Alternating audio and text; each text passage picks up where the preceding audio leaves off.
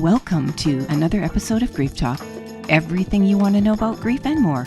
I'm your host, Fawn Solis. As an author, life transformation coach, online instructor, and bereaved mom since 2005, I'll be bringing you great content that is informative, inspiring, and practical. Whether you have suffered a loss or other adversity, stay tuned and tapped in as I cover a variety of topics to help you get where you want to go on your journey to heal and grow. Today's guest is Linda Neidinger. Almost 10 years ago, after a transformative personal event, Linda took her background in neuroscience and psychology and her personal experiences and transitioned them into a coaching practice. Since then, she has helped hundreds of individuals make meaningful changes in their personal and professional lives. Linda specializes in helping midlife women reconnect with their authenticity so that they can create a life that brings them peace, joy, and satisfaction. Okay, so welcome to the show, Linda. I've been waiting a long time to have you on as my guest, so I just am really happy you're here. I've been excited to talk to you. I've been listening to your other podcasts and excited to get back and talk to you again. So good to be here. Awesome.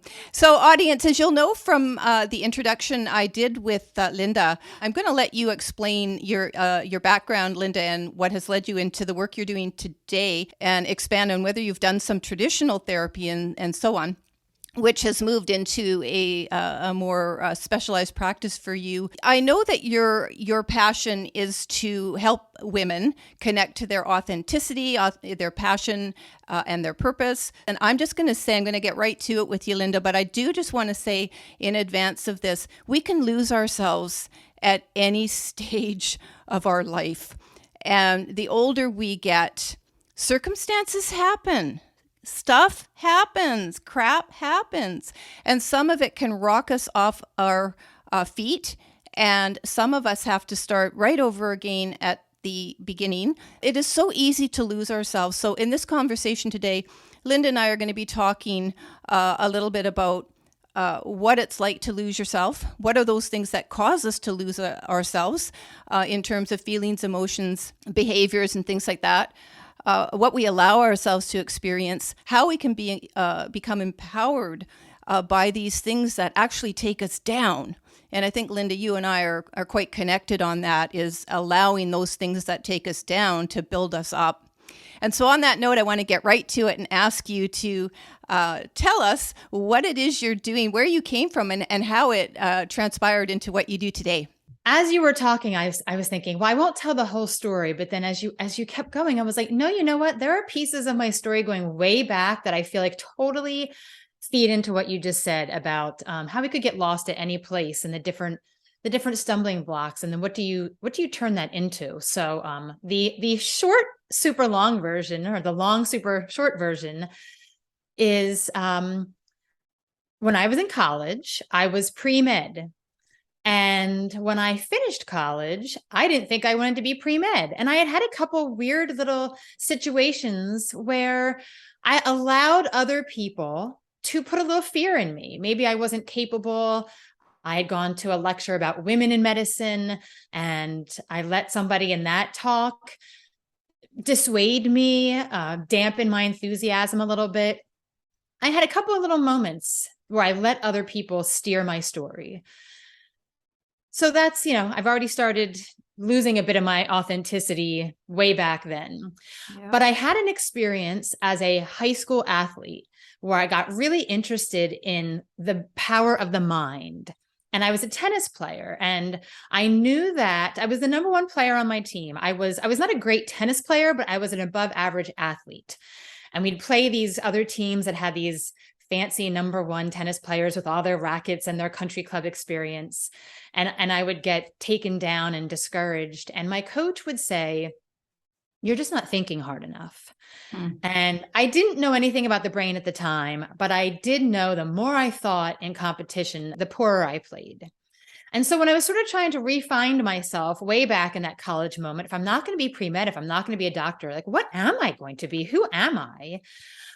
I remembered how much that had really fascinated me. And I had studied a lot of the brain. My undergrad is in neuroscience.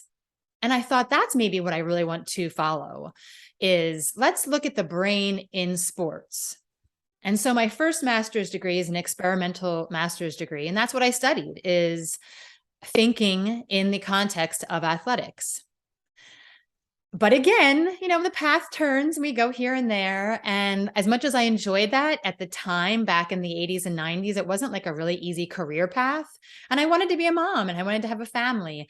And so I pivoted again, and I got a second master's degree in school psychology. That's using psychology in a very employable way. And I'd always worked with at camps with students. I have a younger sister with Down syndrome. I was familiar with a lot of the school systems, the interaction of ability and education in the school system and families. So I worked in school psychology for a number of years. And I've done counseling in that perspective. I've worked with a wide variety of ages. I've worked with families. And then I became a mom. And then I didn't work for a while. And then I wanted to re-enter the workforce. And I just kind of didn't know where I belonged. And again, I'm a highly capable person. I have a neuroscience undergrad and 2 master's degrees. And I just have no idea where I belong, if I belong, who would ever hire me. And then I had a bit of a personal crisis. And that's what led me to decide I wanted to take all my background and all my knowledge and all my experience. I really wanted to put it towards personal coaching because I wanted to work with women. I didn't realize how many resources I had. And my personal resources got me through my difficult time. People around me were boggled. How did you get through this? Life is hard and people get stuck in hard stuff. How did you get through this? I just didn't realize that I had a lot of between my upbringing and my education. I didn't realize how many resources I had. And I decided to learn coaching and to put those resources towards helping women. I mean, primarily, that is my practice, is primarily helping women who get to those stuck places. What are the resources we need? What are the skills we need to be able to bring our best selves, to reconnect to our authenticity, to prioritize ourselves again, so that we can step into a place that feels rewarding, that feels joyful, where we feel valuable, where we are able to say no to those things that don't serve, or where we can even recognize the things that don't serve us. Sometimes it's so hard to even recognize the things that don't serve us. And then once you do, how do you step away from them or protect yourself from them or just work with them in a productive way? And so that's how I took many pivots and many turns and had some crisis to get to where I am now. I think that you're speaking for every woman out there. And for those of us that have had severe tragedy, that is not common. We don't want it to be popular. We don't want other moms to lose their kids, but a good percentage of us do lose our children at various stages.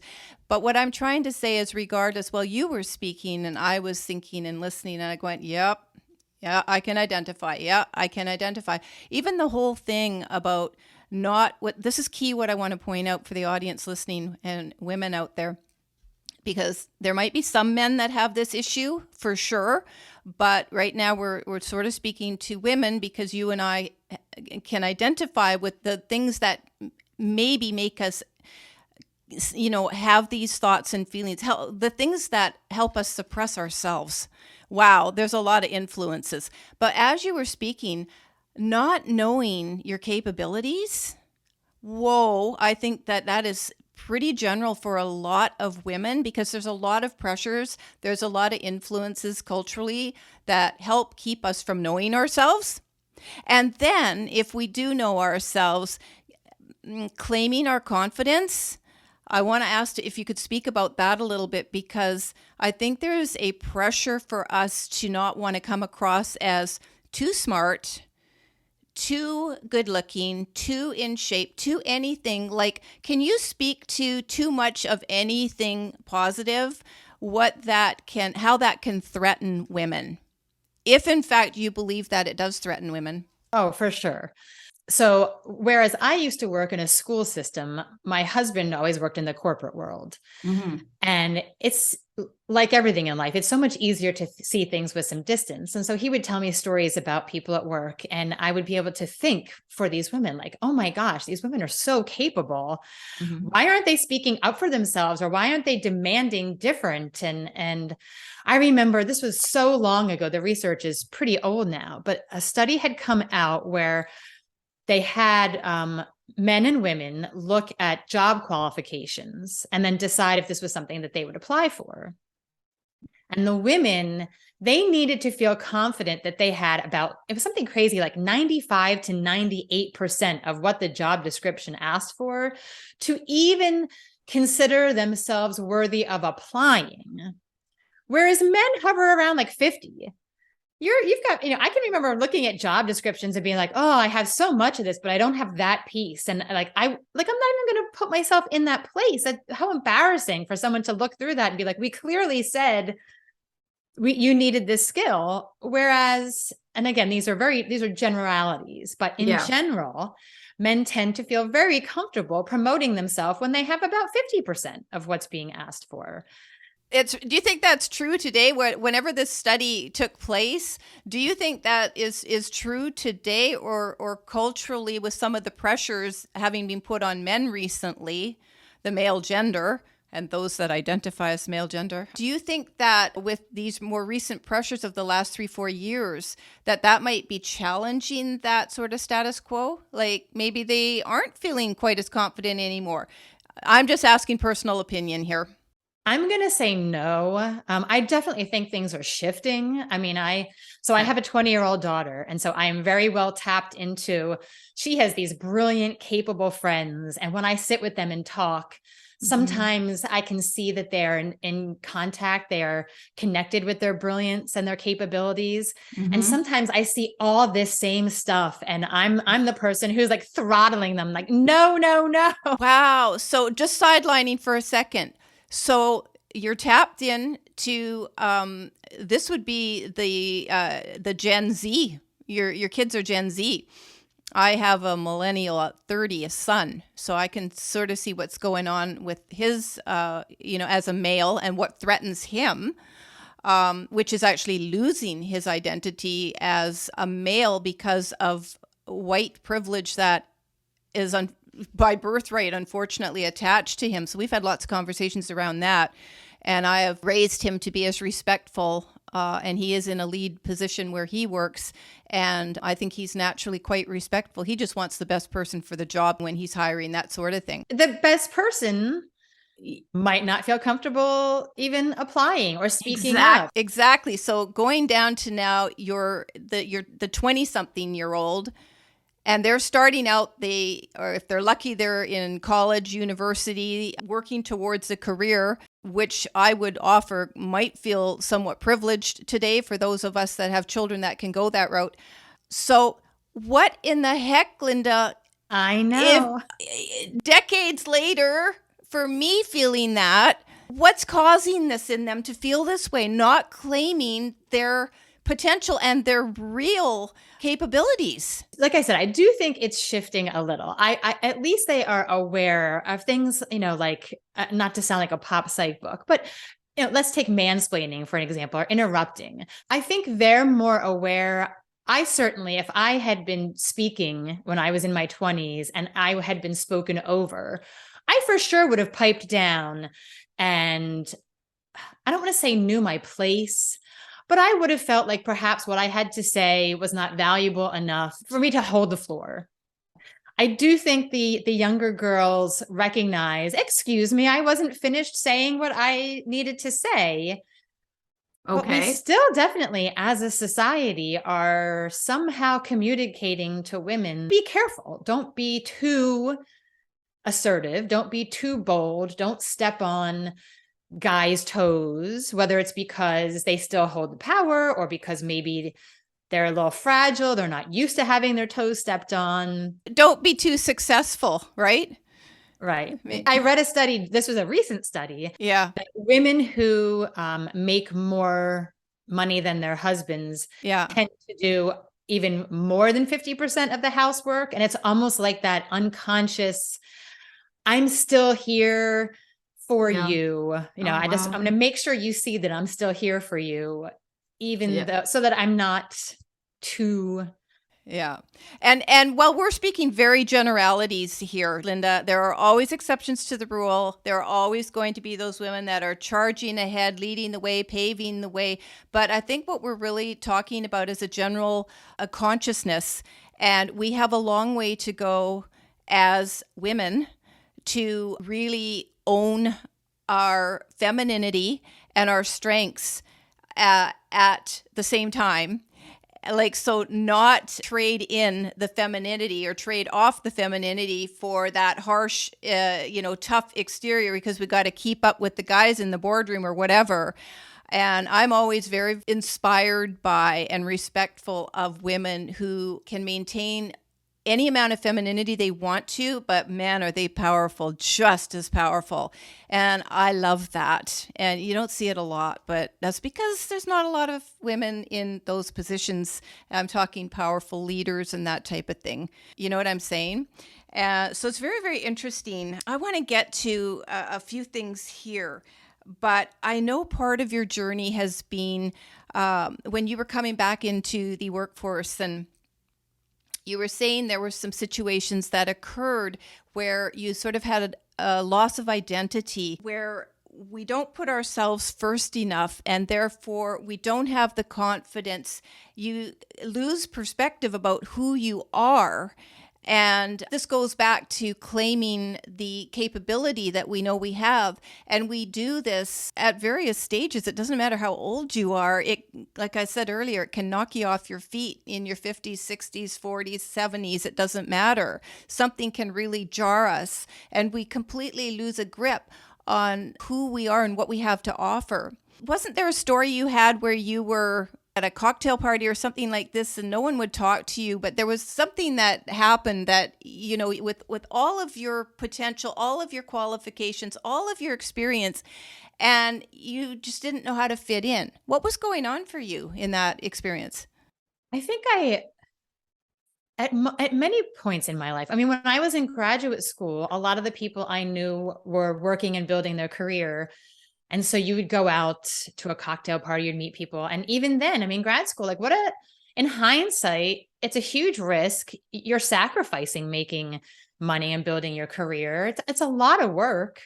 And I had a bit of maybe shame that that's not something to talk about. That's sort of like you're not doing anything yet. You're not adding value. You're not making money. You're not becoming something. And then I had that experience later as, you know, it's a terrible term, the trailing spouse. You know, when I started moving, which made it hard for me to keep up my career, because as a school psychologist, every state requires their own licensure.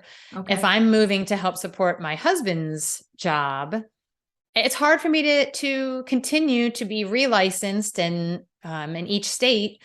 And so I just didn't work for a while, which I love. I mean, it was a privilege. I'm absolutely, it's a gift. But I mean, as women, we discuss this all the time. If you work and don't take care of your kids, you're judged. If you take care of your kids, you don't work, you're judged. And we judge ourselves. And the balance is really hard to find. I don't know if anybody found the balance, but it was a gift that I was able to be a stay-at-home mom. And yet I felt like you were saying, when people are in a professional setting are all chit-chatting about their projects at work or their connections or just work-related things, it feels like I have nothing to offer in this setting. I'm not a person who's interesting. Or I had written down here, I found it, dismissed and invisible. The other thing, you know, what's coming to me is, this is a little bit of an aside, but not really, is if we value like motherhood, culturally, I'm not sure we value motherhood. And I think a lot of our problems stem from that. And it sounds like you and I are very similar, because when I had my children, and I had my children 9.5 years apart, and each situation, I wanted to be there for them as much as possible with my daughter. I had to balance a lot of things. I went to university. I was a single mom when I had her. When I actually ended up getting married at 34, married my husband, and then we had our son together, who's now 30, as I said. I got to stay home like you did. If I wanted to work, I could work. If I wanted to stay home, I got to stay home. But in those periods of staying home, I mean, I value them now. Having lost my daughter, I went back and went, oh my God, I'm so glad I was home for all those years. But being a hot dog mom is not really, which I was a hot dog mom. I'm going to be quite honest, when my son was in primary school, and the kids who had their moms working in the kitchen there, delivering the lunches. I mean, you should have seen them, how excited they were that we were the ones there doing that. But there was no glory in that at the time, for myself. In fact, I spent several years in my 40s very frustrated, feeling very lost, and like I had sacrificed myself for everybody else. And I'm not going to say that it wasn't appreciated, but I completely lost myself. And I never really gained myself back, I'll be quite honest, until now in my mid 60s, because being lost in my 40s and then in my late 40s, having my daughter die, and then that was a huge whammy. So that's what I'm saying. Depending on what circumstances we have to go through and what hits us, we may never find ourselves as women. Right? And so if we do, and that is what your work is all about, we are going to be talking about that, helping women not feel dismissed and not feel invisible, regardless of the reason that has brought them to feel that. What's your approach to this to help us out of that slump and stuckness? Back almost 10 years ago when I started coaching, I really did have more of a program that it wasn't the same for every person, but we really followed a lot of the same steps. And everything's become very much more personal, but there are certain key points that everybody is going to hit, because there are certain things that everyone could use a little help developing them. But especially if you're feeling lost or invisible or not sure where your purpose or passion is, a few things that I always talk about. Well, one is connecting with your values. That's something that really helps you to compare, is what I'm doing attached to my value. If we feel like we're acting in a way that's consistent with our personal values, that can help us feel like we are connected to our purpose, and which leads us to a passion, or helps us feel passionate about our lives. I'll always look at boundaries. Boundaries are so important. And I think we get really caught up. I mean, some of these things are very pop psych, boundaries, setting a boundary. It's not as easy as just saying no and standing up for yourself. Boundaries are really complex, because we have to know where we begin and end, and where we want other people to begin and end. And that's different in different settings and with different people. We have to get comfortable with, it's not something you just learn and you practice. It's something that it's always evolving. It's always, it's malleable. It moves, and to get comfortable with that. Well, look at our self-beliefs. What do we believe about ourselves? I have an exercise I do with literally everybody. I work with, I have some groups of young children I work with athletes. I've done this with business groups. It's very simple. It's called an I am exercise. And I just ask people, we're so good at listing the things that we're not good at. And we might be able to list, 3 to 5 things that we are good at, but I make people sit for 15 minutes and get it all out, get everything out that you're proud of yourself about, that you're good at, and then create a statement. What's one of those things, just one, that when you feel like you're a little stuck or you have some self-doubts, is one of those words something that really makes you feel warm inside, that you would really feel like it helps reconnect you to yourself. And I just had a moment recently. I was in a yoga class, and the yoga instructor did something similar with that.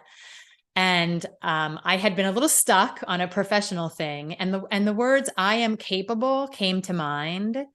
And I have literally called on "I am capable" 3 to 5 times a day for the past 2 weeks. There's just moments in life where even having to speak up, call an electrician, oh gosh, What happens if he tries to talk me out of this, or tries to talk me into like, wait a second, I'm capable. I got this. It just like sort of, I almost laugh at myself. Like, why am I making such a big deal out of silly stuff? I'm capable. Okay, let's go do this. What you're saying is, I'm going to just interject really quick here for any audience members who are really struggling with a challenging situation right now, are coming from bereavement, even tragedy, and building yourself up.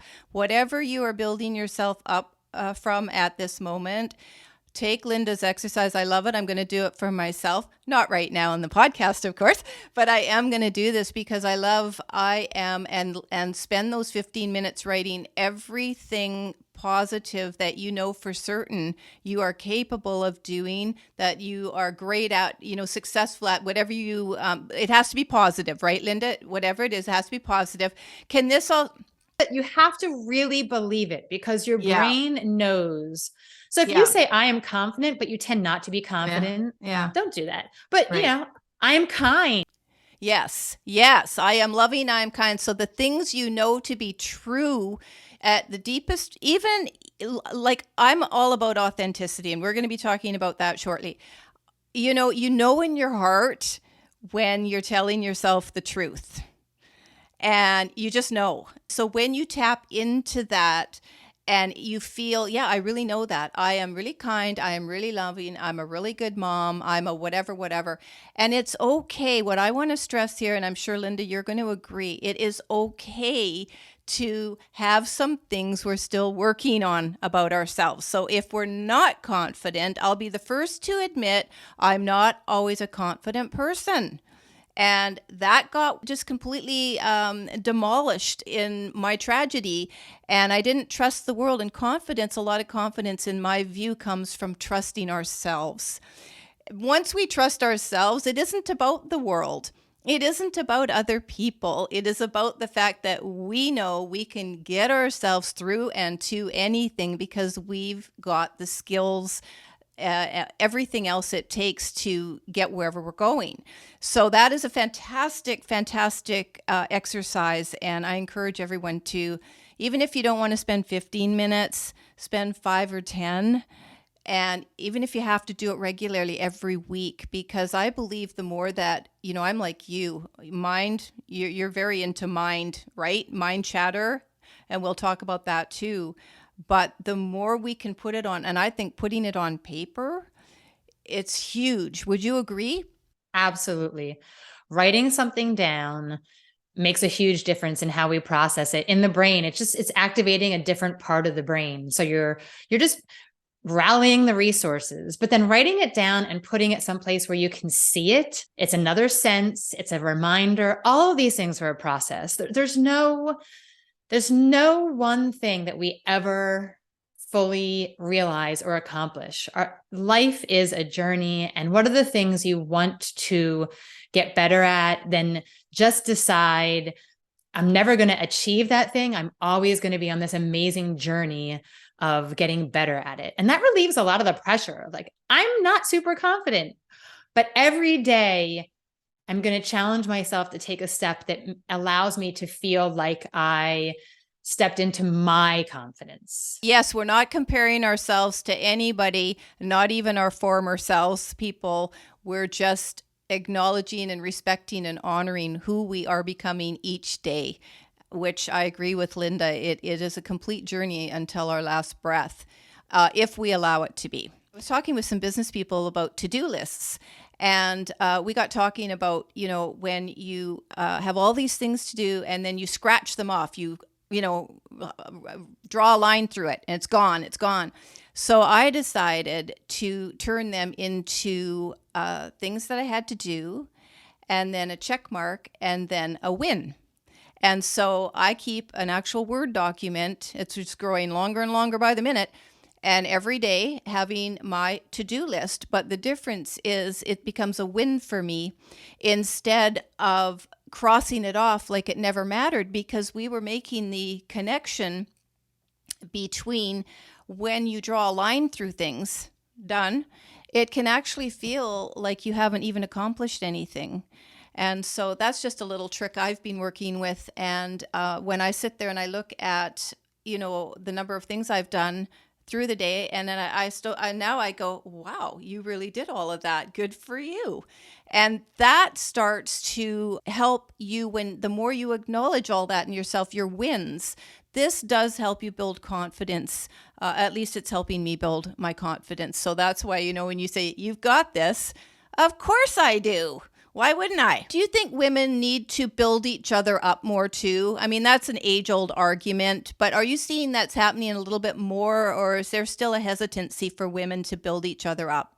I think that's a very personal ability that that is reliant on your ability to see things as, are wins abundant? Can we all win? Or do you have a scarcity model of, does you winning decrease my ability to win? I have clients who have friends who have that scarcity model, and I don't come from the school of, cut out the cancer, get rid of the friends who are awful. It's, again, everything's very personal. Are you able to hold that person in a compassionate way in your heart? Like, wow, whatever happened in their life that it's so hard for them to celebrate my wins with me is unfortunate for them, because what a loss. What a loss to not be able to celebrate with each other. Yeah. Yeah. And if it's too much, then go ahead. That's enough with that person. But back to, I wanted to comment on your celebration thing. Yeah. Every single session I have with anybody always starts with, what are we celebrating since we last talked? Some clients, they're so good at it and they love it. And other people, it takes some time. But I had a client, we were well into our 3rd or 4th month working together. And every week she'd start, oh, nothing. It was the worst week ever. Stop with this celebrating thing. But she knew, I had said to her, like, we'll sit here for the full hour until you can come up with something. And around that, like 3rd or 4th month, she got really excited, and she couldn't wait to, okay, I wrote some things down. I thought of some things. And yeah, I think that it's so interesting. I've met some, bereaved people who have lost their voices, and it's taken somebody in a more leadership type role. I always view it like, hey, grab my hand. I might not be that many more steps ahead of you, but I'm a few, and I'll help you along. I'll pull you up. I'll pull you along, and you might get farther than me, and I want to take your hand too. So I agree. It is a very personal thing to be able to offer that and to be able to accept it. And above all, I think we need compassion and empathy for each other, and just want us all to be our best authentic selves, because that's where the personal power comes. And so on that note, I know you're all about authenticity and helping women tap into that. I personally believe that purpose, and like, you can have passions that can turn into a purpose. You can have passions that don't turn into a purpose. When we are tapped into our passions, when we are tapped into our purpose, it does come, and I think it can only come from already being tapped in to our authenticity. It doesn't mean we have to be fully tapped in. It does mean that we have to start claiming it. And once we start claiming it, my belief is, anyway, that's what sort of allows us the space to go, who am I? What am I here for? What am I here to do? What do I love to do? I mean, I'm sure there's a number of techniques you work with, but I just wanted to ask if you could speak a little bit about your views on authenticity and how women can start to tap into that. Sure. Before you can even embrace your authenticity, you have to be able to value the things that are related to your authenticity. So I guess what made me think of this while you were talking was, I have a lot of clients. It's just a very common issue, is very big-hearted, loving people. So their authenticity, being their authentic self, is being someone whose heart is wide open.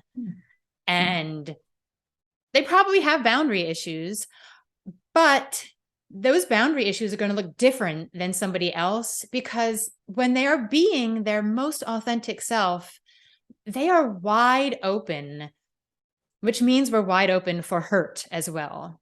And so a lot of times I'll work with these women and they'll be putting down their authenticity because it seems like a quality that if you're being strong, if you're really like being fully realized, like you wouldn't have these weaknesses. You wouldn't be gullible. You wouldn't, back to like you and I and the hot dog, I volunteer too much. I say yes too much. I do all these things that we're told are probably going against our authenticity, when in reality, that might be your authenticity. So sometimes we actually have to like come to a place of what are the things, what makes you happy? When do you feel joyful? What would, if nobody would hurt you, if there was never going to be a negative, how would you show up in this world? And then let's like value that and let's think of that in a really beautiful way. And let's embrace that and all the wonderful things that can bring to you and the great place that can take you, and acknowledge that sometimes other people will come in and there will, if your heart's wide open, someone could shoot arrows right at you. Sometimes it's going to hurt. That's okay. Hurt happens in life. But if it's better than shutting yourself down and being who you're not to protect yourself. So here's a question, Linda. While you were talking, I was thinking, so authenticity is very, very important, but speaking to the heart wide open, the person who has their most authenticity when they're doing for others, service, where does having a sense of self, and I'm going to go so far as to say a sense of self first. So we touched earlier on doing for others, getting lost in the doing for others. It could be service. It almost always is our kids, sometimes our relationships and so on. It's being able to claim that power to live life on your terms. That is one of my definitions of authenticity. And so everything you've talked about, the boundaries, they're incredibly important. You have to have boundaries always, in my opinion. They can be really, really small ones and they can be big ones. But we need to have the space, a sacred space to honor ourselves so we can give to ourselves. So this whole idea of doing for others and not doing enough for ourselves. I've met enough people, women specifically, who have been in service work, done everything for everybody else, and they wouldn't even think of doing anything for themselves. So I want to ask, in your view, experience, and I guess opinion, how would you embrace authenticity if you don't have a sense of self? Like, do you think you need a sense of self first to open up that authenticity, or they open up together? You know what I mean? They can open up together, but I do think you need to sort of figure out first what is your sense of self? So for the service worker, for some service workers, the work is exhausting, but they couldn't possibly imagine doing a job that didn't in some way serve others. And look, the number one thing every single human being needs and craves is connection to others. And so some of us, our purpose and our passion and our authenticity is all about that connection. But there's, the difference is the job that serves others and you're exhausted. Then my question would be, what does it, so going back to the self-talk, we way back, we talked about, self-talk. I have this little character. I don't have him with me, but he's called Anxious Mouse. Okay. And he's sort of the embodiment of that voice in our heads. And we all have it. And it's usually negative because he's really he's a mouse. He has a mouse brain. He sees the world as very dangerous. He's always looking out for us. So if let's just using this example of someone who works in a service profession who is exhausted all the time and can't even imagine the idea of taking a break, but they're killing themselves. Yeah. I would ask, if you imagined quitting that job, or if you imagined a world where you literally said no, I won't say to everybody, but if you said no 50% of the time, if you prioritized what you wanted, what would Anxious Mouse say? What is the message? What, for your personal Anxious Mouse, why does that feel uncomfortable? And there's all different reasons. We all have different reasons. For me, I am sort of that person. And I traced it back to the fact that my father is a retired family physician. He's just like the most giving person ever. He set such a beautiful example of being a giving person. He was always doing house calls. People came to our house. No time of day or night would he ever say no. When you're in his office, he'll see you till all of your problems are taken care of. It wasn't like you have 10 minutes, talk fast, okay, you're done. It was a beautiful model. And to this day, I go home and everybody gushes. Everyone has a story about the wonderful things my father did for their family. But I saw my dad at home and I saw that sometimes he was exhausted and he was burned out. And I think he wanted to say, like, no, I'm not taking no evening phone calls. But he allowed that sense of service to trump his own needs. And I think I probably learned from him that doing those good things takes precedence over your own needs. You push through because you're doing something wonderful. And so that boundary got blurry. I didn't know where it was. Where is it okay? Like, this is awesome and beautiful, but this part's for me. And that's where my line is. Yeah. For the big-hearted person who says yes to everything, I would just want to investigate for them personally, what's that fear? What do they fear they'll feel or someone else will feel or will happen if they were to begin to take back some space for themselves? And what would they want to do with that space? Some people have like no idea what to even do with space for yourself. That's a really good point. So when you looked at, and your dad was your model, he sounds like a wonderful man, and it sounds like you had a wonderful family, home and environment, and being raised that way. At least I hope you did. I did. Yeah, very, very, very lucky. But in terms of having that model, what shifted you? If I heard you right, you looked at your dad's model of doing, and the serving took precedence over everything else. So did you have to learn how to set boundaries in your own life to pay attention, to find yourself in there somewhere and what you deserved? So I guess what I'm trying to ask is, when service is taking precedence over everything else, it could even be, like I said earlier, service to the kids, service to the relationship, service to the job, service to the church, service to everything, and then you do get lost in there. So what are one of the first few things that a person out there listening stuck in this, how can they begin to find themselves and tap in, like really, really the very, very beginnings? They may have not even heard the word authentic self. Sadly, I think you have to hit rock bottom. You have to have something that sort of jolts you into, wait a second. Because when it is service, it's a good thing. And most people who engage in a lot of service really do, like, they do have this big heart. My sort of shaky marital moments were the things that shook me. And this was mid-40s. It took me a long time to wait a second. Of course, I love serving the family. Of course, I love serving the children. I love every volunteer position I've ever had, and I've had them all. I have loved, but it was too many. Okay. And I think what I needed to feel was, wait a second, not everybody who asks you to help them actually appreciates or deserves your heart and your help. Well, that's a loaded one. Yeah. And okay. And you're going to say, if I asked you, well, now, what would wake them up to that? So you're saying it would have to be a rock bottom, which there's different levels of rock bottom, of course, but a rock bottom for them that wakes them up and says, I deserve more, essentially. Is that what you're saying? I think that is what I'm saying. That's the first time I've ever heard it. But yeah, I mean, I know lots of women who are exhausted, but who won't get off the treadmill because this is sort of the life they set up.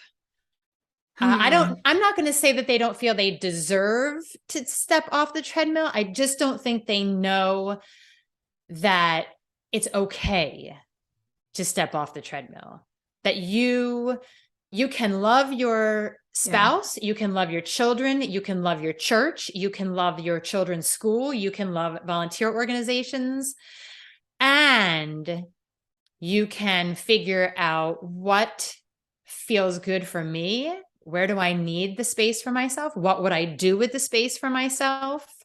And how do I get comfortable without over explaining? We were just practicing this with our 20-year-old daughter. How do you, when every friend has a wonderful offer of what to do tonight, how do you, without saying I'm sorry and without over explaining, just say I'm not available tonight? You say I'm not available. Yeah, that's so hard for so many people. Like I have to. Yeah. I'm such a don't say sorry unless you've hurt someone is like one of my main new things in my head. And I'll catch myself all the time going just for no good reason, like, I'm so sorry, I can't make it. And like, take that word back. Yes, I agree. I worked at a job and we were not allowed to say, sorry, I can't attend the meeting or whatever. We just said regrets, not available. And I've remembered that for years now. I do catch myself still. I wanted to just say here a little bit that my feeling is this, that if you're going to spend any amount of time on personal growth, expanded consciousness, so which is a little different than personal growth. Personal growth is taking care of yourself, connecting to your power within, connecting to your purpose, your passion, which some people don't find until later years. And it can take that rock bottom thing to help them tap into that purpose, passion.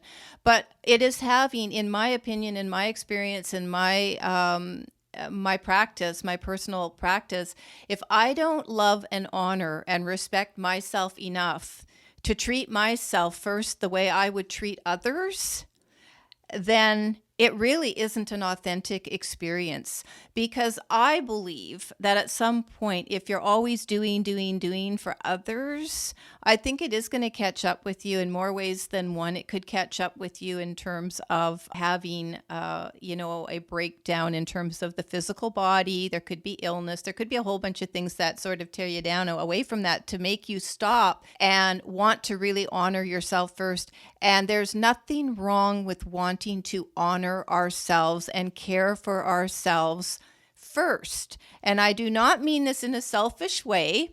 I mean this in the airplane announcement. Put your mask on first and then help the ones that need your help. So if you're sitting there drowning in all this goodness, not sure it's doing you any good. I won't go so far as to say it's not goodness. I will say it's not really doing you very much good. And I think there's much more power, and there's a much more productive way to share everything we've got to share when we're taking care of ourselves. So if I overdo it, I struggle with chronic illness. If I, just flu bug, but if I overdo it and I'm sick in bed, I can't do my work. So it's taken me a really long way without beating myself up. And that's another point I want to throw out here right now is we have to stop. For anybody out there who's like me and beat yourself up for our vulnerabilities and our weaknesses and our illnesses and all those things we can't do or preventing us from being more today, stop it. And I don't know if you deal with that with your clientele or even personally, but I really have to catch myself not looking to continually make myself wrong for not being perfect or not being as productive or not being competitive or whatever it is that I think I need to be, that I'm not being. Yeah, and I think I'm getting there. I just want to say I think I'm getting there where I can go, it's okay. It's the sky's not going to fall. You're still going to get to where you're going. You don't have to get there the same way everybody else does, or at least the same way you think everybody else does. I think that's a key point in tapping into your personal power and your own success. Don't you, Linda?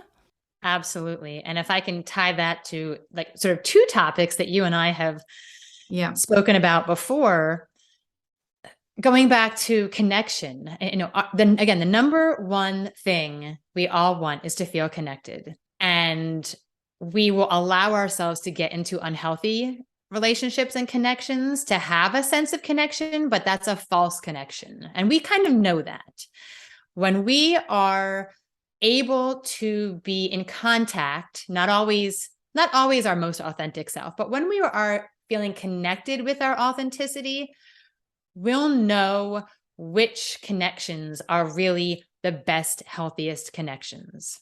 And those connections, not every connection in your life, not every friendship, or even marriages and romantic relationships, that person cannot be our be all end all. Right.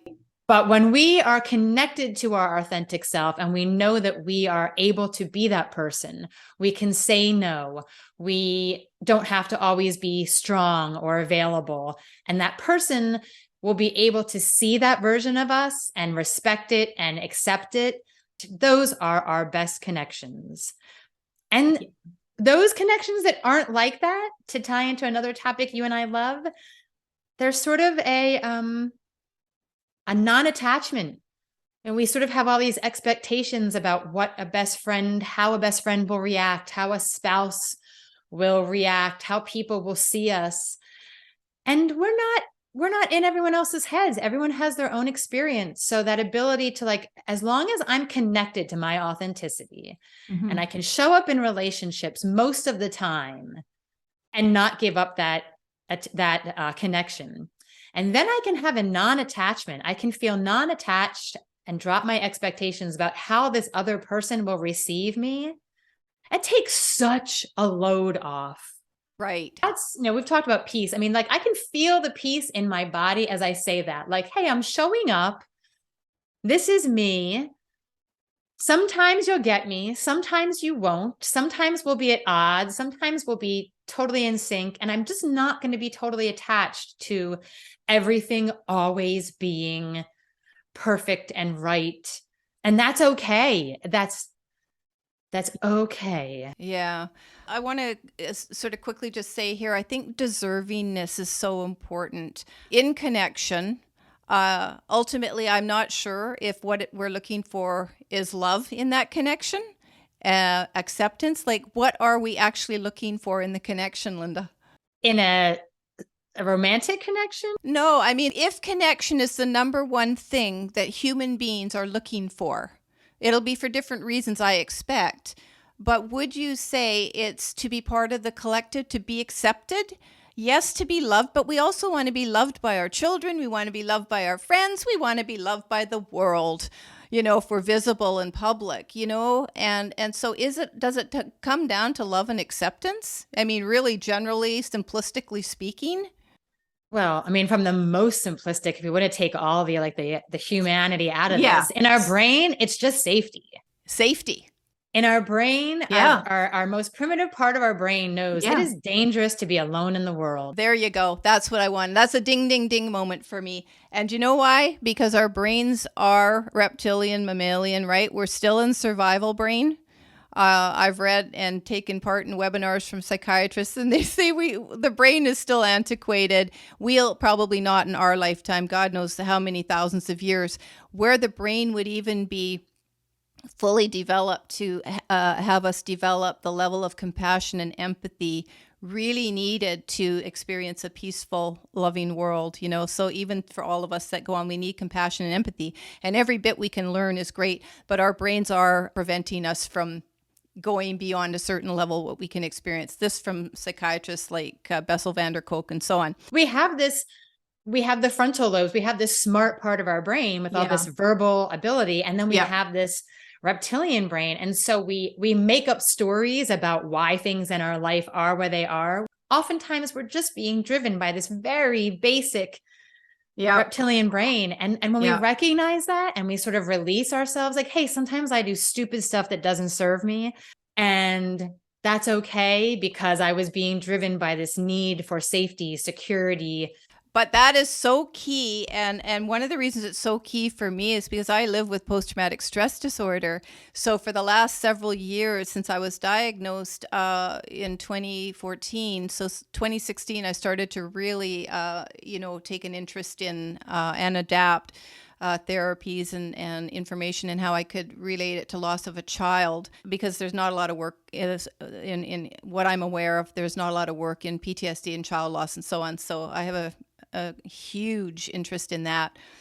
But the safety thing, when you said that, the connection at the most simplistic level is about feeling safe in connection. And my brain just went, oh, yes, that's it. That's it. That's what I'm looking for in everything I do and all the anxiousness and all the things associated with PTSD.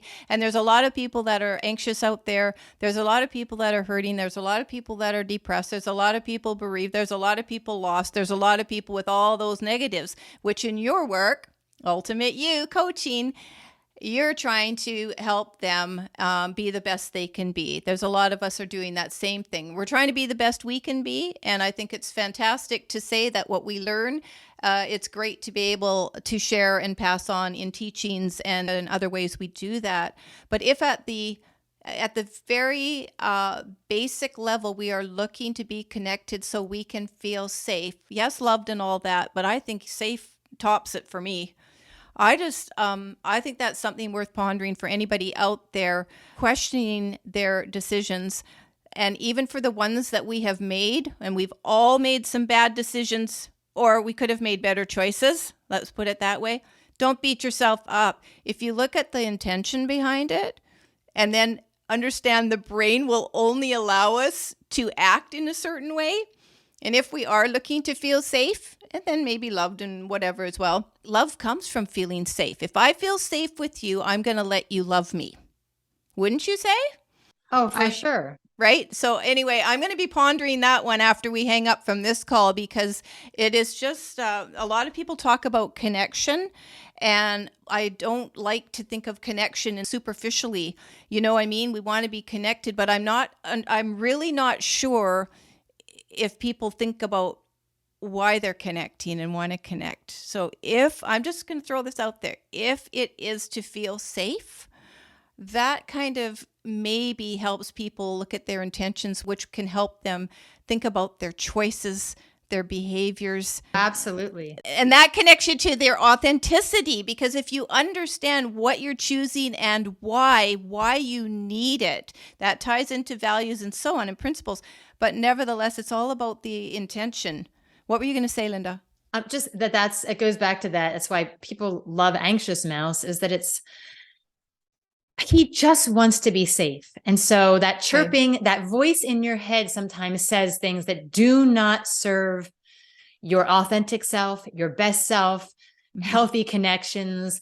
But that's because that voice is really driven by a desire to be safe. And so we will do all kinds of things. We will not serve our best self. I will listen to that woman way back in as an undergrad disparaging women in medicine. I will listen to her because it activated my anxious mouse in a way where he was like, that doesn't feel like a safe place for you. I didn't know that at the time. Yes. I didn't even know it when I reflected back on that. Like, oh my gosh, why do I listen to these people? But ultimately, for whatever our life experience has been, some things for us don't feel safe. Yep. And we make choices. And then we use that verbal part of our brain and we chastise ourselves and judge ourselves and second guess ourselves. We are all doing the best we can in any given moment. I will mostly agree with that. One last thing I want to say about that before we move on to your key takeaways is that I think that I'll offer here that what you said about listening to that person in college who said something that impacted you because you didn't maybe have quite the confidence, or it was just an area, it's a moment of the vulnerability that we're not sure of ourselves. And again, this can happen at any age and stage, depending on what's happened to us. We all feel vulnerable. Just one thing, it's true, Linda, and this is nothing new. You know, you hear 100 positive things and one negative thing, we remember the negative thing. But when that information comes in through the brain and it's, that's a risk. That's a threat. The brain's looking for threats in survival. So even when we don't feel confident to do something because it's the unknown, and the unknown is always going to represent a little bit of it could represent a threat, but it certainly represents the unknown and change and risk and so on. That's the brain that's coming in and going, yeah, you see, you can't do it. Nope, better stay inside my cave here where I already know what I've got around me. It's really the brain is so fascinating, isn't it? Oh Wow. my gosh, so Oh, fascinating. Anyway, we could go on and we can't, but it's just enough to get people watching or listening to this to think about that the brain sometimes has its own way. And that's what I did learn about PTSD when I took all blame for all the family's troubles in bereavement. When I learned that some of my decisions, it just, my brain was changed. It was different from the trauma. I was like, phew, so it wasn't my fault. Too bad it took me, 10, 12 years to learn that. But I'm just going to say that can apply to any situation where we take on a lot of responsibility, a lot of making everybody else happy, comfortable. They make them first. And then things don't turn out well for them. That can pile a lot of stuff onto our brains and further condition it to, yep, see, you're not, no, you can't do it. No, you are bad. You are this, and all those things that we were talking about that help us to ultimately lose ourselves and become invisible. Some of the key takeaways, Linda, we were going to speak very briefly about betrayal, but we're sort of going on here. So all I wanted to say about that, if there's two things you want to say about those people who, in addition to all of this other stuff, are really angry at others for something someone else has done, quote, to them. Authenticity is about taking responsibility for who we are, where we are, why we're there. What we want to do, where we want to go, taking responsibility for our journey. What's the one or two things you can help somebody with today who is struggling with feeling really betrayed about any situation and angry that, that they can maybe turn that into something positive for themselves? I think we touched on a lot of the pieces that feed into that. I mean, one is sort of that we just have all these expectations about how other people will be or should be, about how things in our life should turn out. Yeah. And those are things we make up in our mind for reasons of probably safety. It makes, we want things, like you said, we want things to be predictable. We want people to be predictable, and they're not. So when we can get to a place where we can feel comfortable with letting go of some of that, things or people did not turn out as I expected, but that's okay. I can still move on and maintain that connection to who am I? Yeah. What's important to me? What's my authenticity? And staying grounded in that. That's all you have. Some self-compassion. Yeah. Yeah. Love yourself, respect yourself. And ultimately shouldn't be in my opinion, you might want to, let me rephrase that. You may want to consider the more that you're allowing yourself to be hurt by situations or people, whether or not that's really of any value to yourself and what you're getting out of it. We keep ourselves in situations if we're still getting something out of it or still have lessons to learn. And if you're aware of that, I just want to say one last thing about that. If you're aware of that and you're really tuned into, lessons from these hard experiences and so on, and you're still experiencing something that's just stagnant, it's not changing, status quo, and that's on you. That's on me if you're going to stay in a situation that is stagnant like that. I'm just saying, and sometimes we may choose to do that, but understanding why we're making that choice, it's good. It still aligns with being authentic. You know why you're doing it. It's lining up with your values, your principles, for the intention behind it, and make it real. And my intent is always never to hurt another human being.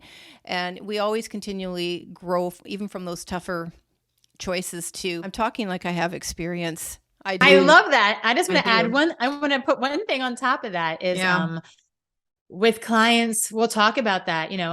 Is this situation good for you? If it's not, then you have two choices. What is the very first step to take to begin to get you out of that situation? Or for whatever reason, and it's valid, that's fine, you're going to stay in that situation, then cut the mental complaining.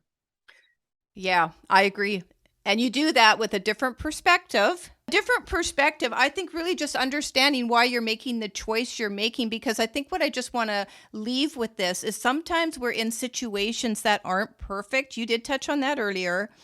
And we just can't change them. You can't change another person. Sometimes you can't change a situation. This could be you've got to stay in a job that you can't stand, but you've got to pay the bills. So changing the mindset, understanding everything is temporary also.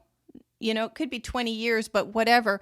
But once you understand that and accept it, if you really, really want to change something, though, and you have awesome manifesting abilities, you'll change it. You'll find the opportunities and the way to change it. But I agree with you. The mental, what did you call it? The mental complaining. Mental complaining. Yeah, I think a lot of people like to mentally complain, but it can help us. It can help us sort through things and make choices, from running that record over and over and over again, probably to the same one or two people. But you can actually make choices from that and become very clear and go, yes, I am choosing this. Okay, I'm going to be good with this. And in order to be good with this, I'm going to have to look at it a little bit differently. That I'm not going to lie, that has happened with me. I won't say in what area of my life it has happened. And it's changed things for me and helped me be much calmer and much more accepting and even happier of the situation, because I don't need to control anyone or anything else. I just need to manage me. Linda, we are coming to a close. I just wanted to remind folks that your key takeaways are basically that it is a constant process, but authenticity brings us peace, non-attachment to expectation, which I love, the connection, and focusing on what we can control, not what we can't. And that sounds like we are growing up into wise, mature women, right? Only took us this long, but that's okay. I believe in wise women, and I believe that there is a point at which we can say we feel like a wise woman and we can wear it and we have earned our badge, and it is there in all of us. And I'm going to limit that to women. Okay. I'm going to limit that to women, and we're all, there for each other. We've got each other's backs. We should have each other's backs because we've all got that spark of wisdom in us, even at really young ages. I think our young ladies have lots to teach us too. Linda, I want to thank you so much. I want to close with saying that you do have some wonderful resources. I know you've got your website, and I'll be putting the link to that. Where can people find you on social media? I'll be putting the links, but just so they know, where can they find you on socials? Yeah, sure. So on Facebook and Instagram, I'm under Ultimate You Coaching, just all one word. I'm on LinkedIn under my actual, I am on LinkedIn under Ultimate You, but I post under my name, Linda Neidinger. Yeah. And the best way, like if you're just interested in personal growth or you like to think about these things, I have a weekly newsletter. Right. And every week I have some sort of thought exercise or a common pitfall. I'll discuss the science behind it, and then I'll always leave with action steps, because that's, coaching is about action. So I'll always leave you with, here's something you can do to see how this is showing up in your life or how you can shift it in your life. So it's a weekly, an action-oriented weekly tidbit, and you can sign up for that if you're interested on the website. Absolutely. So this has just been so much fun. We could have talked about so much more because one thing always leads to another, but ultimately it's about growth. Ultimately, it's about not staying stuck where you are. Anybody watching or listening to this, there are plenty of people who have tread before you that have experience to share. And if not, I still think we can learn from each other. I've learned a lot today.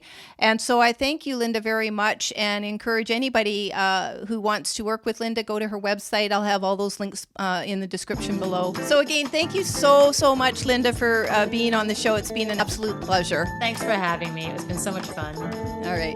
Thanks again.